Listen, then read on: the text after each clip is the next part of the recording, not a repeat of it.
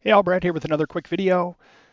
Today, customer of mine, Todd, sent in a Joust board set. Got the CPU, MPU board, ROM board, and I/O board. The complaint was the colors were off. It was booting, it still had some issues, but the colors were totally off. Inverted was the term used. So I got the board, put it on the bench, was able to duplicate the issue to see that it was there. Notice a little bit of corrosion in a few areas on the board, not necessarily related to alkali damage from batteries or anything. So decided to strip the board down, all the labels off, simple greened it, got rid of any of the surface corrosion around a few of the components. I will post the before photos, uh, a link to those in my Google photo album in the description for the video here.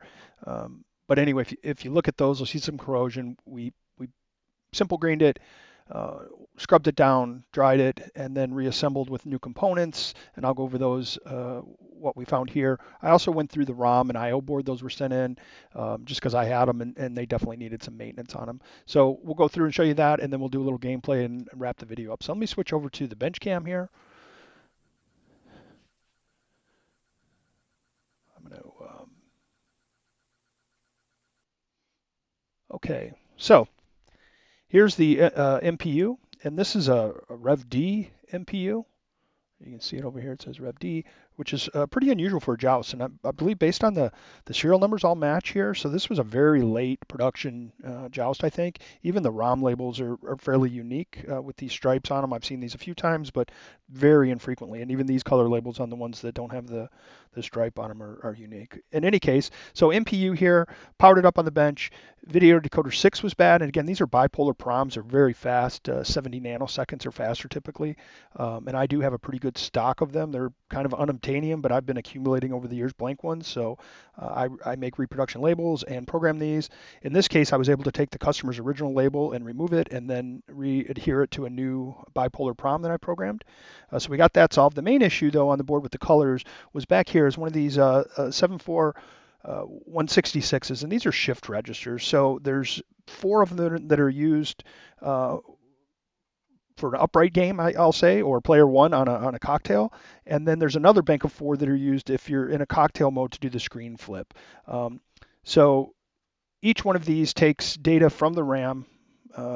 I think 4 bits makes up a pixel, and these are 8-bit shift registers. So they take the data and load it parallel, and then shift it out serially. And then over here, there's another IC that takes that serial data and moves it across the board over to here. Which is a 257, and then that data then is sent out to the color RAM here, where they're decoded for each pixel, the basically the color of each pixel, and then the intensity or brightness. So that's how that data moves across. So to make a long story a little shorter here, the 74166 was bad, so some of the colors were corrupted, and that's why we saw that inversion. Fairly common failures.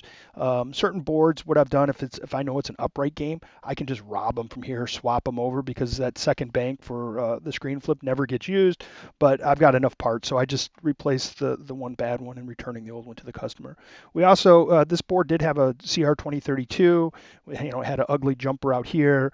I moved that to the back and a little tiny quarter-inch piece of resistor lead that I used to jumper from that ground right to this perimeter ground plane. And then we've got a CR2450 here, which has roughly 3 times the capacity of a CR2032. Again, the CR2450 is 24 millimeters diameter and 5.0 millimeters in thickness, where a CR2032 is 20 millimeter diameter and 3.2 millimeters thick. So that little extra bit of volume there gives you quite a bit of capacity. Tested both of the diodes here for the battery backup. Down here on this end of the board, we've got new Nichicon filter caps for the -5, the 5 volts, and the +12. We've got all new Molex headers on here. We've got a new 22 microfarad cap here for the soft start. And I also changed this little diode back here, ZR2, for the 5 volt monitoring. Originally it was like 3.6, and the one I put in is at 4.7, which helps with when you're shutting a game off if you're using a switching supply, which relies on that 5 volts to drop. As soon as that thing gets to 4.7 volts, it it hammers the reset on the CPU and shuts down all traffic. Because what normally happens is if you're running a switcher, that voltage can get down in the threes, which means you're just getting arbitrary garbage coming out of that CPU, and it'll corrupt your CMOS RAM. And a story on the CMOS RAM we get later. Again, I did a full test on this board where I test the RAM, ROM, as well as the CMOS, which clears all the data out. And for Joust, I have some saved CMOS data that I reloaded on this. ROM board, again, very unique. Based on the serial number, it's a pretty late one. Got a new ribbon cable. Removed all of the ICs. You'll see that in the photo, including both the blitters or the special chips here. Straightened the legs, cleaned all the legs. Put two new Nichicon filter caps here. All new Molex headers with square pins. Wiped it down, cleaned it up. IO, aka widget board. New cap, new ribbon cable. I make those. I think there's a photo in the album as well. Two new 10-pin Molex headers with the square pins as well. As I mentioned in other videos, I do return all the old parts to the customer. So there's the old, there's the 74166. There's the bipolar prom for the decoder 6, all the Molex headers and caps and ribbon cables and the old battery holder. When I do send the batteries back, these lithium batteries, I do tape them and wrap them. These little lithiums, they can pack a wallop. I don't know how old that was, so I just, to be on the safe side, I always just wrap them with some Kapton cape so can't short out to anything and cause a fire in the box or anything. And then there was the old wire jumper that was used for the battery to get that ground, which is kind of ugly in my opinion. And then the customer did not send in the soundboard, but I do have one on my bench here that I use for testing games, and I actually keep a bunch of all the different game ROMs for Defender and Stargate, which I do have these programmed up to 4K, so I don't have to change jumpers. There's one for Robotron. Joust is on here obviously now. I've got one for Bubbles. We got Sinistar here. Black Knight. Soundron 18 is Blaster. Over here is I think it's Stargate as well, 2K1. So in any case, we'll get her fired up on the bench and we'll go through some gameplay and I'll show you some interesting stuff. So let me switch over to the gameplay. Again, I'm capturing the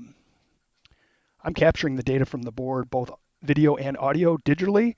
So I used to just film it with the camera and you'd get the microphone from the camera picking up the audio. This way I'm actually sampling it and digitizing it all. So let me go ahead and power the board up here. I've got my little remote control on the bench. Nice carpet pattern. Again, these colors were all jacked up before with that bad ICs that were on there. I've got my PlayStation controller here. And I'm going to let her go right here. If you look here on the screen, number 1 score, it says Lon, 99999. So that's Lonnie McDonald. He is the Joust master.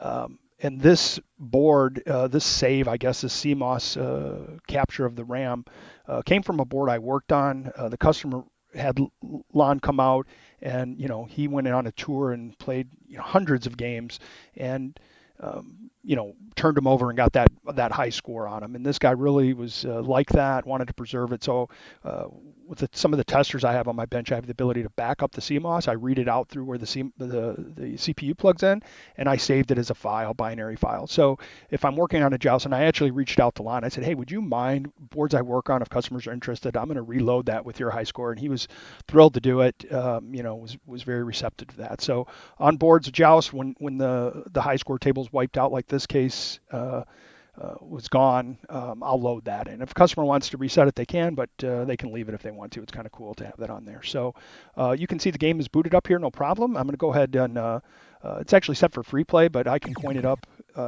in either way here. Let me cycle power on this. We're getting quite a bit of latency on that capture card, unfortunately. So I'm going to go ahead and start it here.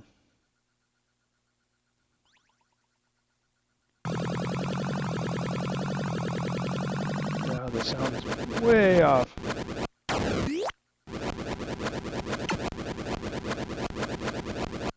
So you can see she's playing really good. I'm going to go ahead and drop into diagnostics here.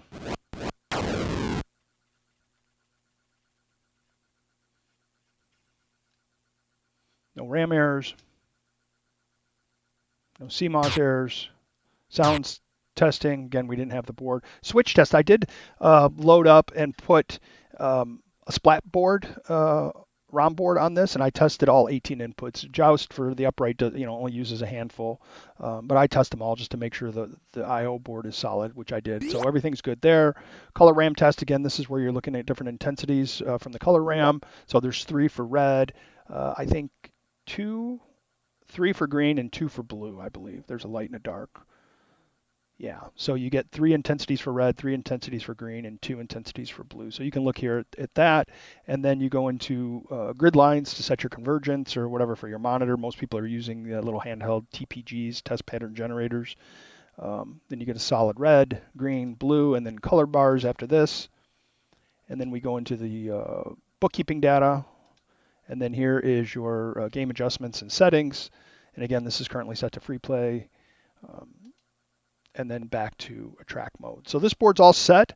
I'm going to get it packaged up in some pink anti-static bags and wrapped in bubble wrap and boxed up and a label printed and coming back to Todd here in the next few days. So thanks for watching the video. See you next time.